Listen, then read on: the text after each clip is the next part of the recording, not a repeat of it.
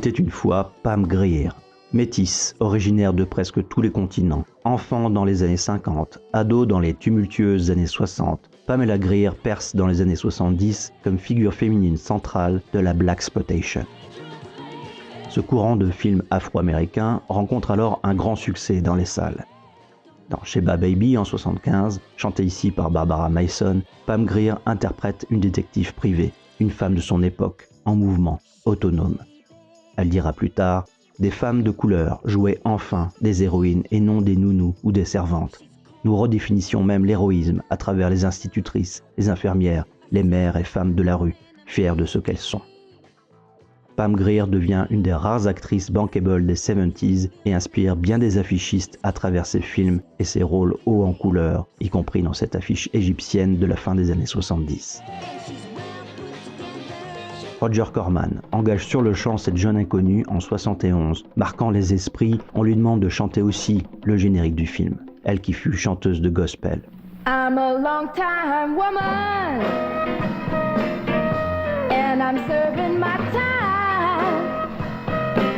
L'apprentie actrice part tourner ce film aux Philippines avec en tête le mot de Stanislavski. Il n'y a pas de petits rôles, que des petits interprètes. Je n'avais alors aucune conscience des catégories de films A, B ou C, dit-elle. Pour moi, un film était un film, et je comptais bien délivrer une interprétation de premier ordre. J'analysais chacune de mes répliques, j'allais chercher l'intensité, la colère.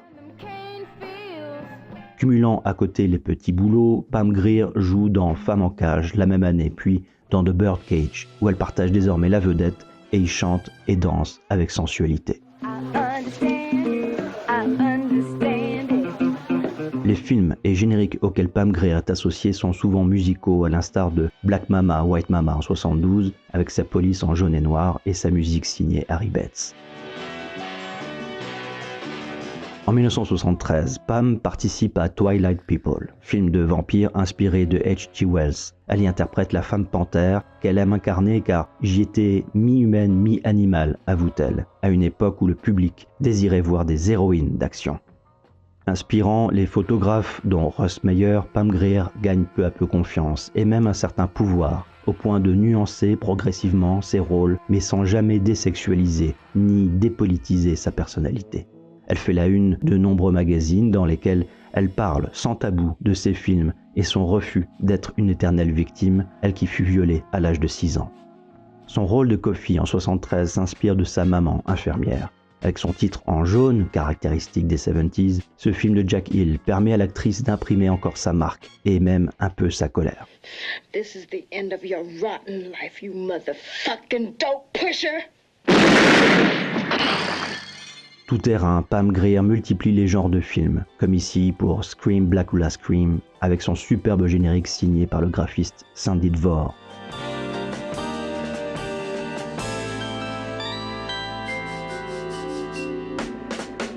En 1974, elle tourne dans La Révolte des gladiatrices, film monté par le jeune Joe Dante et qui devait être réalisé au départ par Martin Scorsese.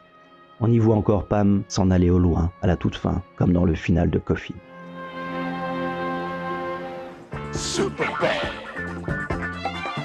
Chorégraphié par la danseuse Anita Mann et musicalisé par Willie Hutch, le générique d'ouverture de Foxy Brown en 1974, conçu par l'agence Imagic à la manière d'un James Bond au féminin, nous présente une Pam Grier déterminée qui rend hommage cette fois à sa propre tante, connue pour être bagarreuse. L'actrice choisit elle-même sa coupe de cheveux et ses vêtements, et ce contre l'avis du réalisateur. Rien ne pouvait briser ma conviction que plus les femmes sont éduquées, plus elles peuvent devenir fortes et émancipées, écrit l'actrice. Pam s'inspire de l'activiste Angela Davis et déclare ne pas vouloir perdre sa féminité sous prétexte d'être forte. Elle ouvre la voie en réalité aux futures héroïnes badass du cinéma, dont Sigourney Weaver, Linda Hamilton et tant d'autres. Inarrêtable, Pam partage l'affiche avec Fred Williamson dans Bucktown sur musique de Johnny Pat. La même année, elle est photographe dans Friday Foster. Interprète Régine dans Drum en 1976, lancé par un générique anti-esclavagiste.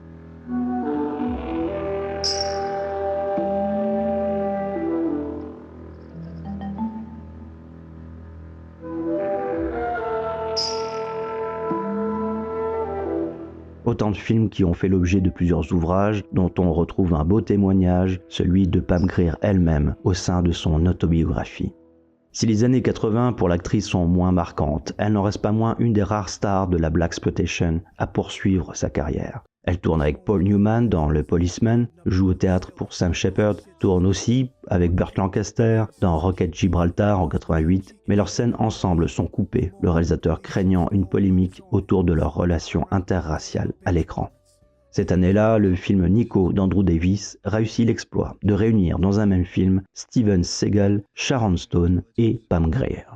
Outre des petits rôles dans les séries cultes La Croisière s'amuse, Le Cosby Show, De flics à Miami, Côte Ouest, Le Prince de Bel-Air, Pam Grier jouera aussi dans New York Unité Spéciale, Smallville et des rôles plus conséquents récemment dans les séries The L Word, This Is Us et Bless This Mess. Miss Curry's business associates were involved. She'd be in the morgue. À partir des années 90, se remettant d'un cancer, Pamela joue des rôles de voyante, de capitaine, de mère de famille, films parfois oubliés, parfois oubliables, dans lesquels elle cultive sa devise personnelle, ne pas s'effondrer comme un château de cartes face à l'adversité. C'est à cette période que Pam trouve un nouveau souffle, en tournant avec de grands cinéastes. Chez John Carpenter en 1996 dans Los Angeles 2013, puis en 2001 dans Ghost of Mars, où elle interprète le commandant Helena Braddock. Elle incarne avec caractère une maman conductrice de bus sous la direction de Tim Burton dans Mars Attacks. Et belle rencontre également avec Jane Campion pour Holy Smoke en 1999. Pam dira « J'ai adoré rendre visite aux aborigènes et tourner avec cette cinéaste de génie ».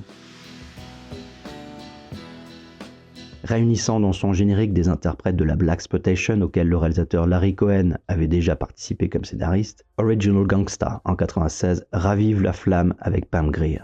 You're looking at Gary, Indiana, USA, a city with the highest murder rate in America, maybe the world, a factory town that somehow became a gang town. L'actrice rejouera cette mythologie dans le film Bones en 2001, aux côtés de Snoop Dogg, dans un générique typographié par l'inimitable Pablo Ferro.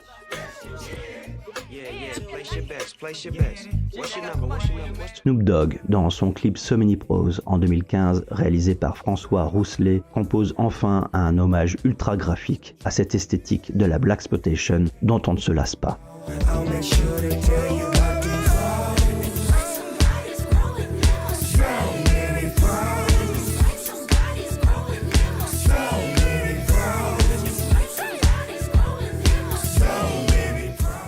Mais s'il fallait retenir un générique avec Pam Grier.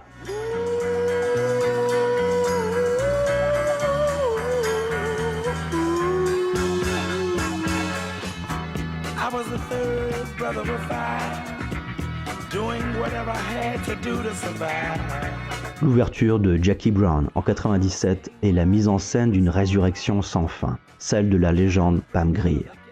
L'histoire est un récit qui ne cesse de commencer, mais qui ne finit jamais, disait Hannah Arendt.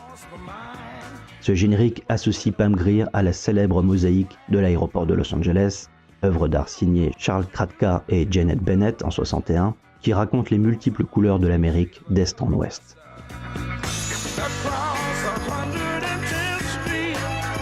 Cette fresque Carrefour relie des films comme Le Point de non-retour en 1967 et Le Lauréat la même année. Mais aussi Super Chicks en 1973, Y a-t-il la période dans l'avion en 1980, jusqu'à la série Mad Men. Tout aussi multiple, Pam Grier est filmée ici de profil, en divinité égyptienne, remontant et défiant le temps.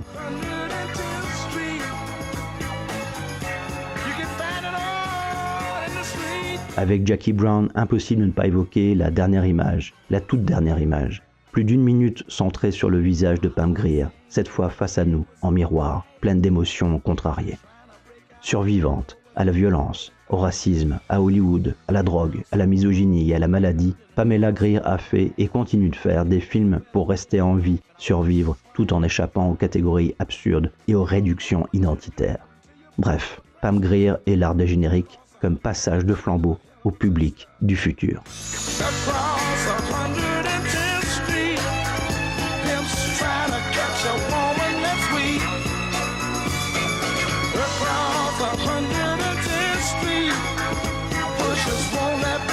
Junkie go free. Across 100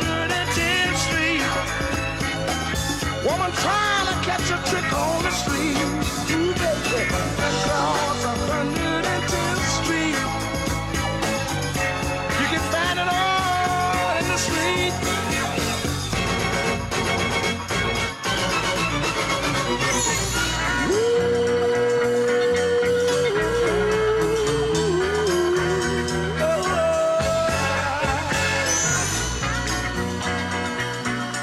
I got one more thing I'd like to talk to y'all about right now. Hey, brother, there's a better way out. Snorting that coke, shooting that dope, man, you're copping out. Take my advice, it's either live or die. You got to be strong if you want to survive. The family